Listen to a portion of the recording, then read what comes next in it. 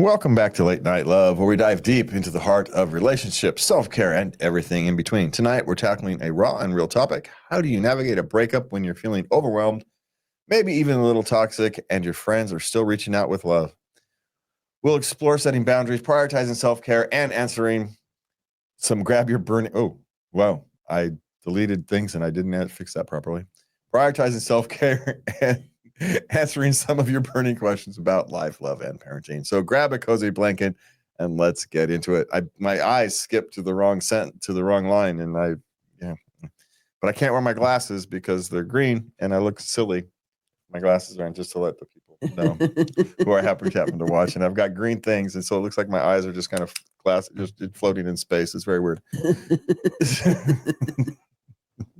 So I apologize for that. All right. So please remember, you can find us at latenightlove.us. You can send us your questions, comments, suggestions, and all that various good stuff to love at latenightlove.us. Please remember to hit all those fun buttons and whatnot to let us know that you like the show. Okay. So tonight we've got we're going to start with the first question because there's it's kind of it leads to a big discussion. So can you kind of go to the first question here? This first one up here? Yes. Yeah. Okay. I'm going through a breakup and depression. I'm sad and I just want to be left alone. I'm pretty toxic now. I don't want to be toxic around anyone, but my friends are asking me out to dinner on my birthday. How do I explain and not make them feel bad for me? See, this is a big discussion because there's many moving parts, right? Yeah. So there's more than just the breakup. There's the friends. There's your depression, and how you communicate your need for space, right? And how your friends are communicating their need to. Yeah, we know you're toxic. You're all guy. We want you around anyway. We like you. We know you're depressed. That's why we're reaching out to you. We know you're feeling toxic, which is why we're reaching out to you, because they know all this. They know all this. And so there's going to come a point where you're going to have to throw the caution to the wind, in a sense, and go out and spend some time with your friends. I'm not going to say have fun. Spend some time with your friends, because the alternative is actually worse. It may not be now. Maybe you're not ready, but you're going to have to do it before you're ready. Definitely. Otherwise, you'll never be ready. Sorry, you just never will. Yeah. So you're gonna have to push yourself a little bit here. Yeah, one of these days, your friend's gonna call you up, and she's gonna ask you to go to lunch with another friend or something, and come to coffee, and you're gonna have to go. I really don't want to, but yes, I will, because you're right. I need to get out, and then you just do it. They know you're depressed. That's why they're reaching out to you. They know you're toxic right now, and yet they're still willing to reach out to you. They know all these things because they're your friends and they love you. And they still want to be with you. They still want to be with you. You mean you got some great friends there? Yeah, they're trying to help you. So maybe you should let them. Have you thought about that? And maybe not a big thing. Don't go do a girls' night. Just go to coffee. Yeah. Or, get your nails done. Something small and simple. Don't make it a big, huge thing the first time. Just coffee. Yeah.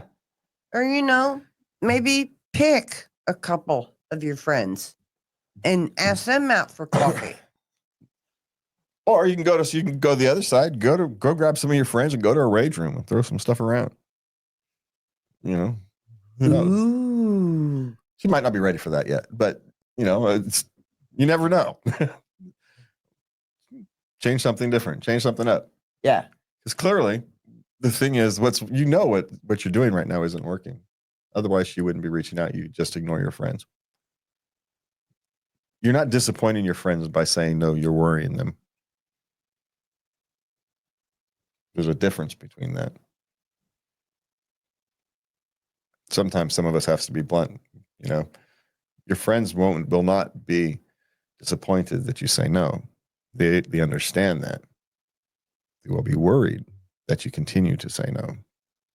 And there's nothing you can do about that. You can't control that. Your friend's feelings on this issue. And you shouldn't want to. People care about you. Let them. Let them, for the love of everything holy.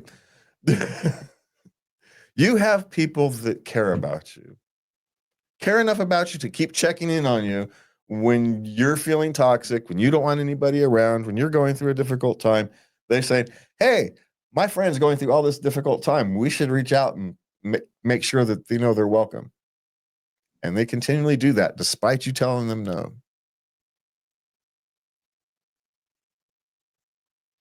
They're trying to help you. Let them help you. Maybe it's not tomorrow. Maybe it's not this week. But you shouldn't wait all that long. Not for your friends, for you. Be selfish. It's okay to use your friends when you need them. Use them. Because someday you will be there for them if you haven't already. All right. So that's the lecture for tonight. When your friends are trying to help you, let them. For the love of everything. Just let your friends help you. It's okay to not feel it one day. But, you know, if you've gone through a month of not feeling it, one of these days you're just going to have to do it despite not feeling it.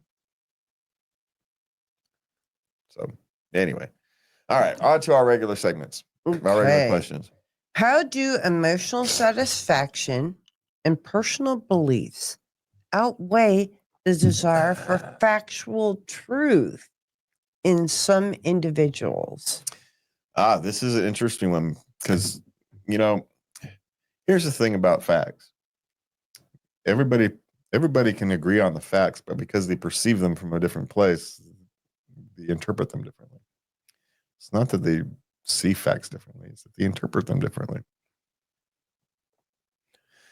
Here's the way to think about it. Let's say I got 4 people sitting on a busy intersection, right? And there's an accident in the intersection. You will get 4 different stories from those 4 different people because they've all seen it from a different place. They all have the same exact facts. They all saw the same exact thing. But yet, because they're standing on different corners, they will all have different stories to tell.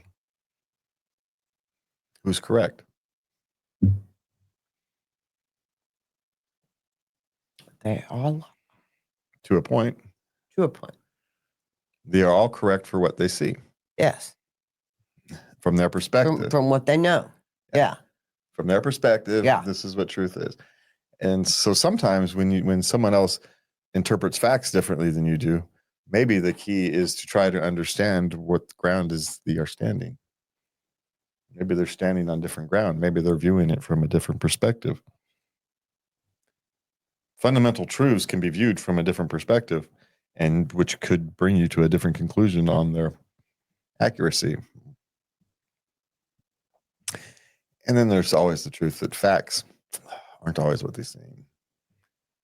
There's lies, there's damn lies, and there's statistics. So, you know,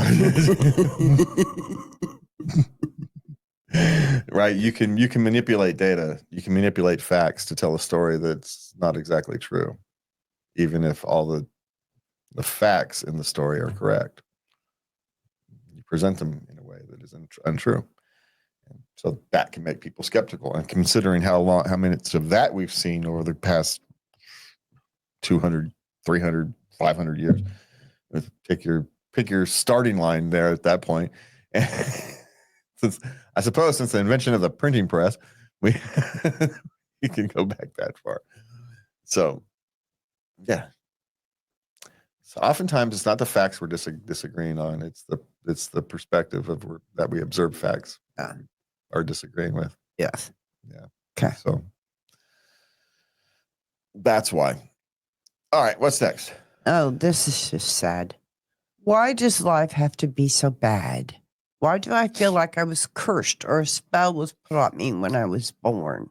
Okay. Now, I put this one in. I got this from a bipolar forum. So, Oh, you're in a dark place. yes. And the first thing, if you're not already haven't, contact your doctor and say, hey, howdy, we need to tweak my meds here, that because you do not have to live like this, getting stuck in this cycle of thought and of doom and gloom. I know this place. It's awful. And you don't have to live like this. Yeah, that's your bipolar speaking. Now, most human beings go through that at some point in their life, right?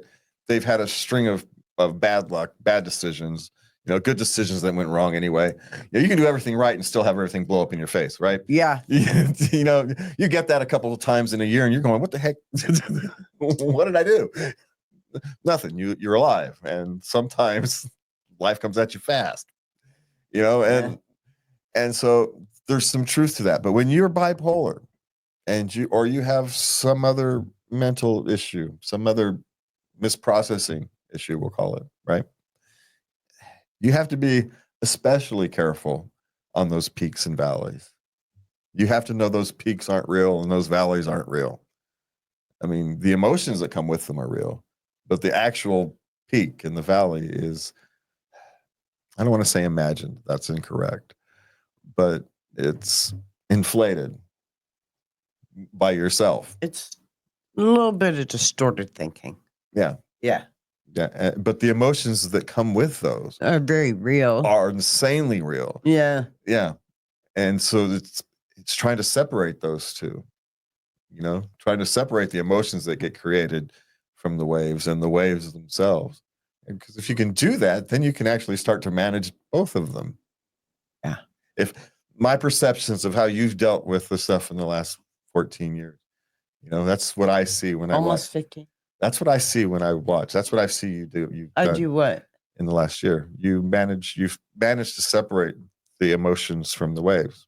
You still experience them. Yes. But it helps you manage, but you can manage both independently rather than trying to manage them them singularly. Does that make sense? As a unit? Yeah. Okay. Yeah. They're separate. They're actually different animals. Yes, and you treat them apples and oranges. They're fruits, but they're apples and oranges. Yeah, so you treat them differently, and yes, that's what I observe. Thank you. So, you know how long it took me to do that? That's hard stuff. Yeah. We sit here and say, this is what you have to do, like it's easy. No. We're not pretending that this is easy. Not at all. Not at all. It's a lot of mental work. And it's not like, well, you just go to the gym 4 days a week, for a couple hours a day. And then in 6 months, you'll be stronger. It's not, no, you sit there and you think about these things and you prepare yourself mentally for the next time it comes up. So you're essentially working on not muscle memory, brain muscle memory kind of thing, right? Mm-hmm. Yeah. And that takes a long time to set that kind of thing. And have a routine to make sure you fit in some exercise. You have to eat. Make sure you eat. Try and eat. Get your proteins in, and it's not just snack food. Make a warm meal a day, and washing your face is a win. You don't have to, some days you can't make it in the shower, when you're in this dark place. You can't clean the kitchen, but you can unload the top of the dishwasher. You know what I found helped you in these days? Your standard operating procedure binder. Even though you didn't use it very often, I think knowing that it was there, that in case you didn't know what to do, you could always go to your binder and look at your binder and say, okay, here's what I'm supposed to do.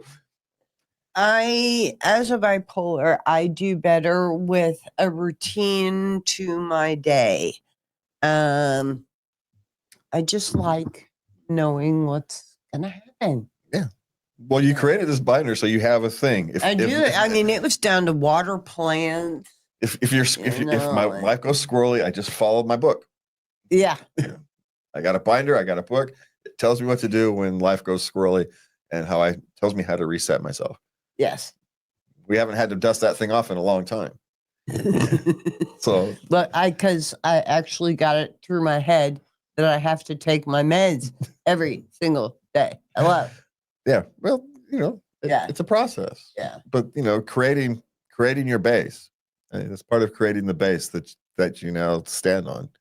Right. Yeah. How often do you have to look at your foundation? Most people, you don't have to look at it every now, right? You look at it, do some maintenance every now and again, but foundations aren't something you look at. I notice that I do make changes, small changes.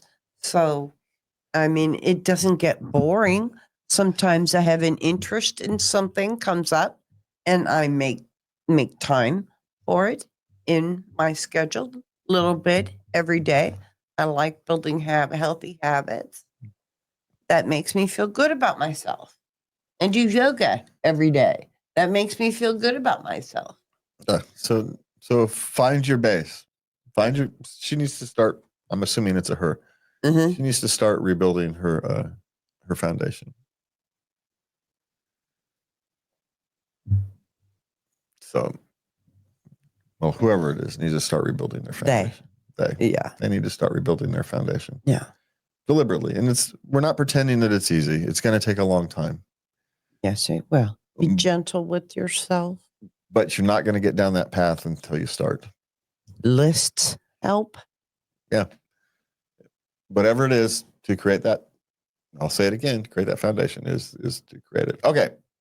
My 13-year-old, okay, we like to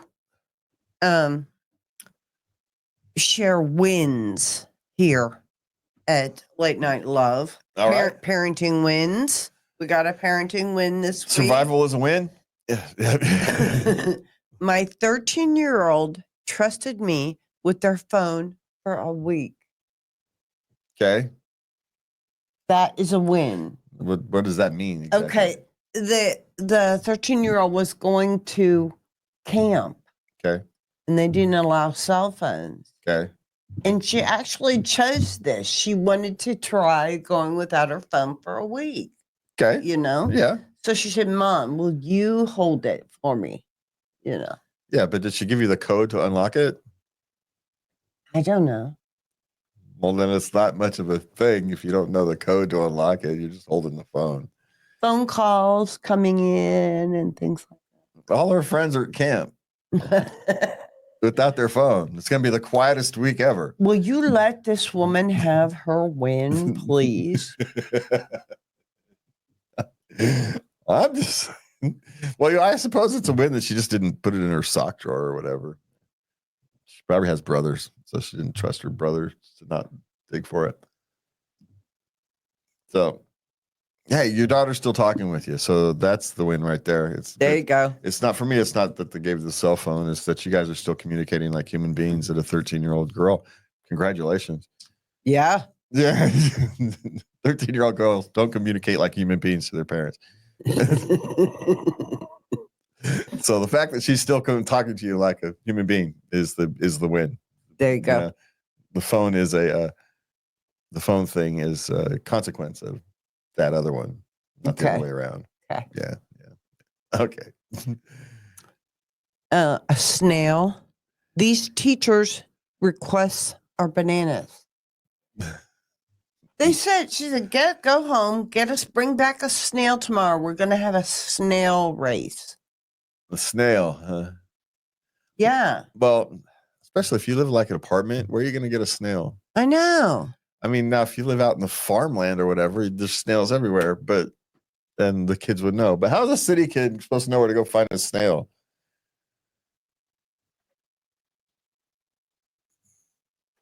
I mean, the only time you ever see a snail in the city is after, or sometimes early in the morning when you step on them as you're running out the front door. That always makes me feel so bad. Yeah, but you don't know where they come from or where they go. They just kind of show up every now and again. How am I supposed to go find a snail?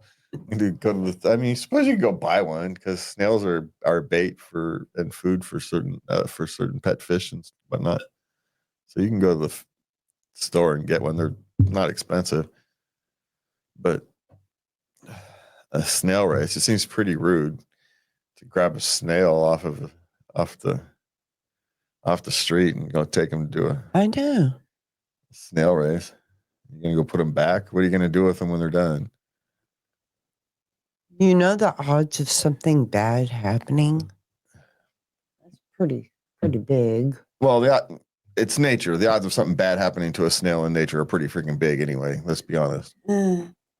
Nature's a cruel place.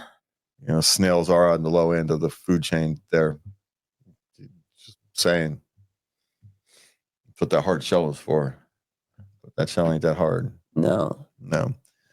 So, anyway, just don't get the snail.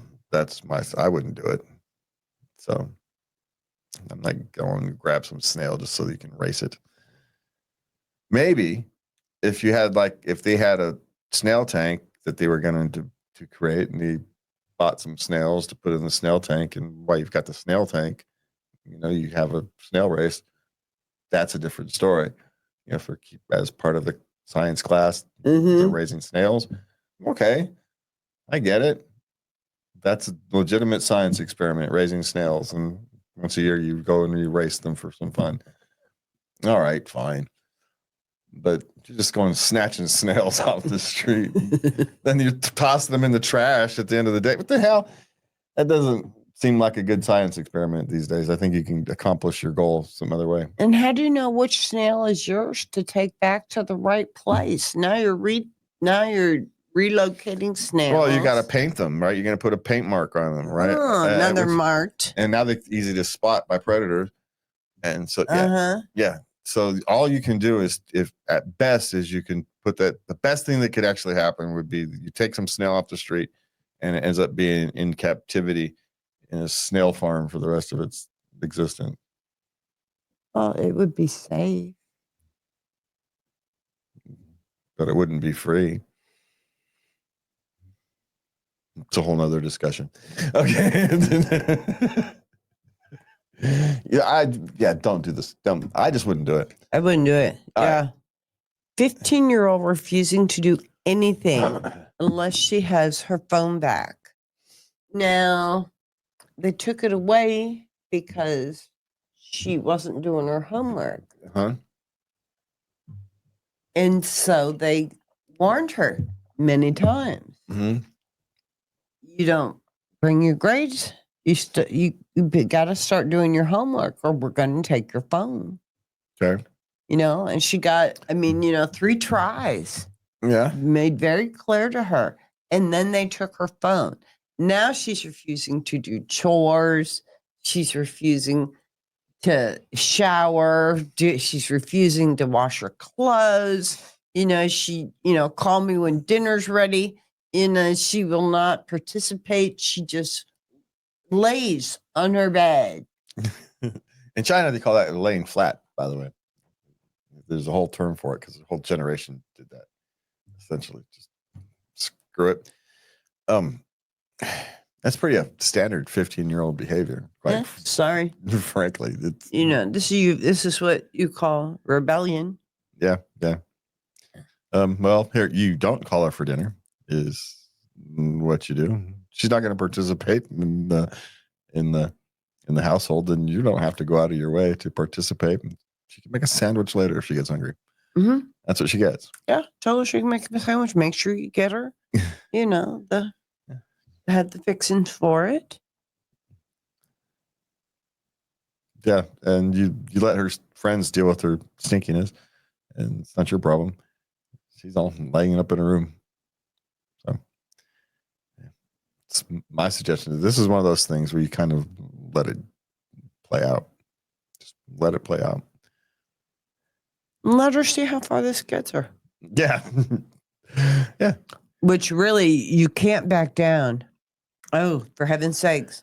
That would be so devastating for your parenting if you back down on this one. Yeah, but you don't have to make it a bigger fight. Don't make it a bigger fight either. No. You don't back down, but you don't make it a bigger fight. Hey, it's you've made it about homework, so keep it about homework. Yeah. Yeah. Yeah. So just keep plugging away. Don't turn it into a bigger argument than it already is. Mm-hmm. Yeah. Her her behavior has natural consequences. Let those natural consequences take care of itself. Yeah. That's kind of our suggestion, because the worst thing you could do is to either very worst thing you could do is to back down, because then now she knows she's how to get whatever she wants.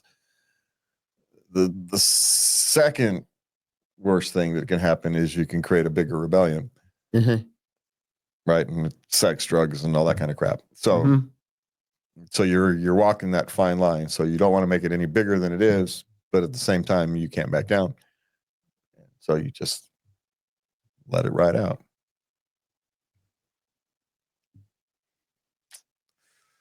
That's the problem. That's a hard one to do. It's really hard.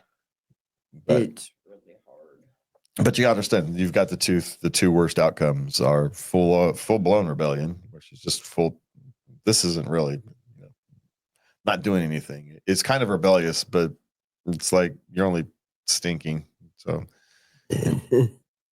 and Jeff, you want falling behind in school. But she was already doing that. And now there's maybe a deeper reason for that.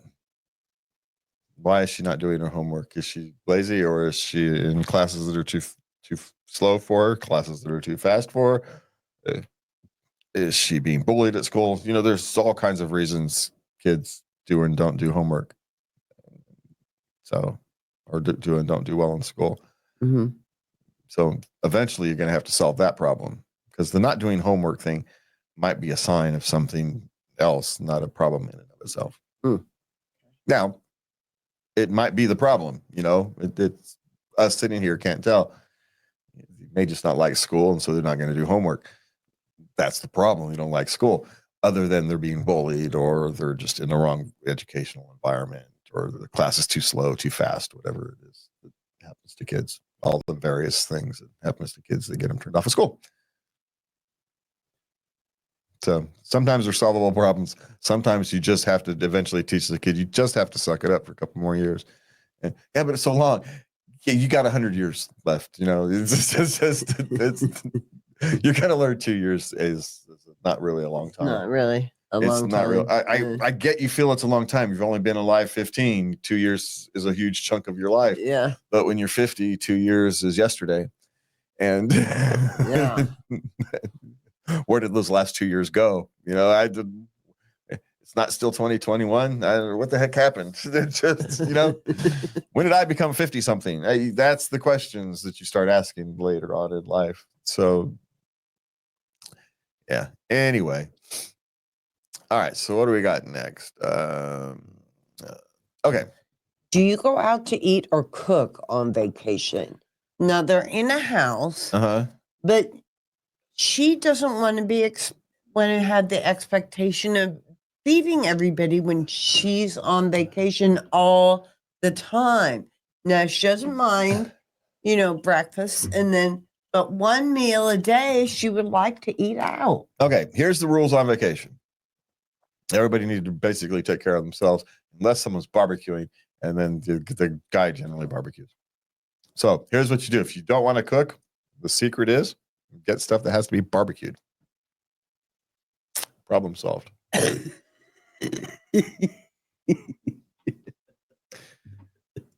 an evil plot. Just buy stuff that needs to be barbecued. And eat a lot of pizza. There's my kind of... And pizza. Yeah. And if you've traveled somewhere, you eat local cuisine, that kind of stuff, kind of standard things. Generally speaking, there's a mix, right? If you're camping, you essentially make dinner a lot. You make a lot of your own stuff. If you're at a hotel, you eat out all the time.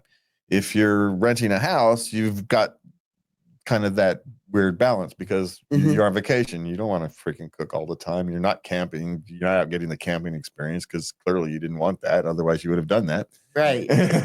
So you chose the house for a reason, because you still want all the luxuries of modern life. So you buy stuff that needs to be barbecued. And you buy cereal and sandwiches for lunch. So there's not much stuff to be making. Yeah. Simplify first. Simplify.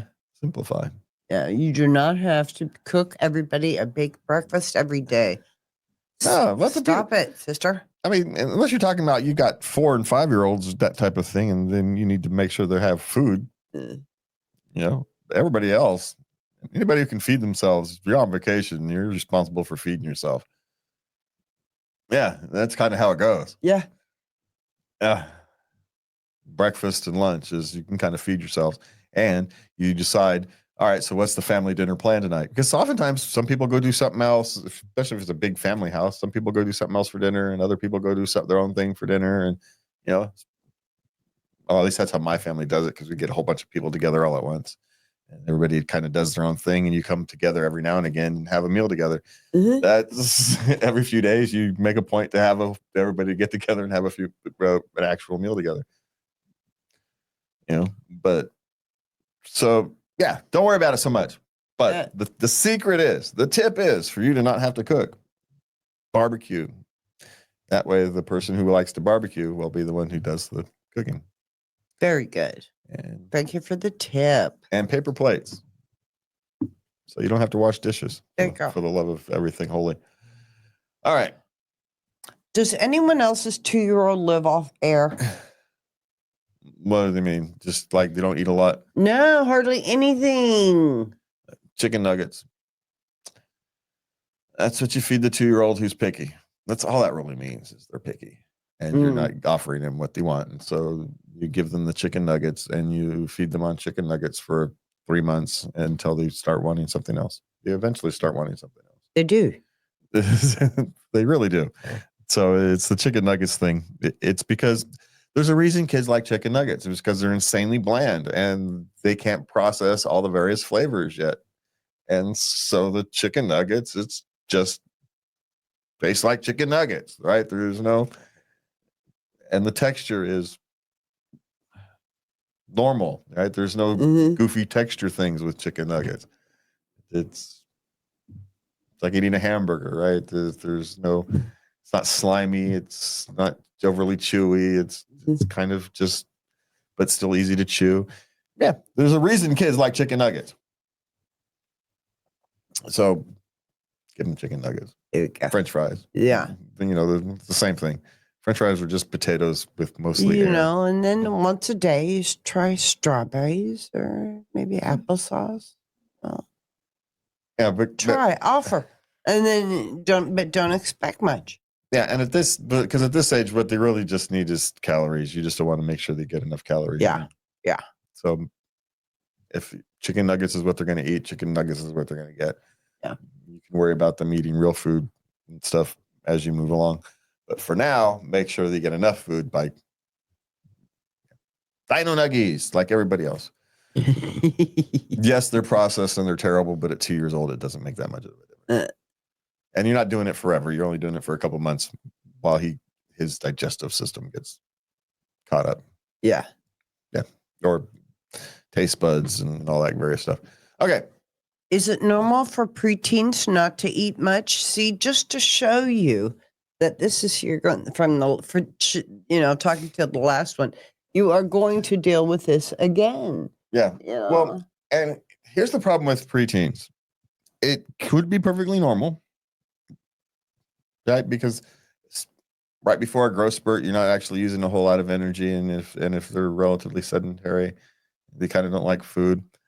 But if you're a preteen girl and they are not eating very much, that has the potential to be a bad sign. I'm not saying it's necessarily a red flag, but I would put out a yellow flag. Okay. That she's not having body issues, and already. Mm-hmm. It's not uncommon. Okay. I wouldn't say a red flag, right? Because by itself, it can be meaningless, right? It's just not hungry right now. They don't have just doesn't have a large appetite. Maybe they're a small person and they eat highly, and the food they eat is highly energy intensive, so they don't need a lot of food. There's all kinds of potential things at play. But when I hear preteen girls not eating properly, I get concerned, just as a general rule of thumb. Yeah. So look for other signs. Be careful. There's my suggestion. Make sure it's and it's possible it's a health thing, and it depends what you mean by not eat much. And, there's all kinds of, sometimes it's more worried they're skinny as a rail, but they eat a lot. Well, then they're not keeping it down. Right. So, but preteen girls worry me when they have food issues. So just keep your eyes open is my suggestion. Thank you. Yeah. Yeah. Okay. Last question for this segment. Okay.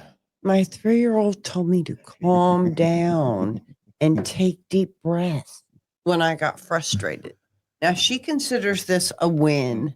The 3-year-old is just following whatever, I don't know. I'm assuming meditation or something she was practicing. No, because that's what she tells him. Yeah. When he gets all frustrated, take deep breaths, get him to calm down, So he mimicked it back to her. He told her. Yeah, but it doesn't mean he's processed it. It just means he's reflecting. And it can at least notice when she's losing her cool. Hey, I suppose it's a win. Take it as a win. He can at least notice when you've become frustrated, which being aware of what's happening around you is kind of a big thing in getting through the world. The 3-year-olds, especially, they live in a little world all their own. Well, but that's true, but also not. 3-year-olds are also at that age where they're insanely perceptive. They see the world through eyes that have not been jaded yet by. Oh, that's true. By experience. True. So in a way, they see the world clearer than everybody else does, and they're just at that age where they can reflect some of that back. So there's like this little golden period where they're, they just get to reflect exactly what they see. And he's already seen.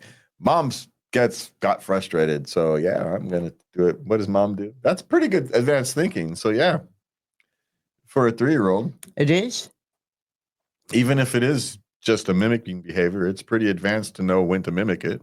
It is. So to notice and reflect. Yeah. So on tonight's Let Know, we spiraled lovingly through the heartbreak haze, parenting paradoxes, and emotional theories, the utter audacity of school snail projects. So whether you're ghosting your birthday, sobbing in the shower, or getting schooled by mindfulness by your toddler, this space has been for the quietly unraveling. So have a good night, and please remember to love everybody. Good night.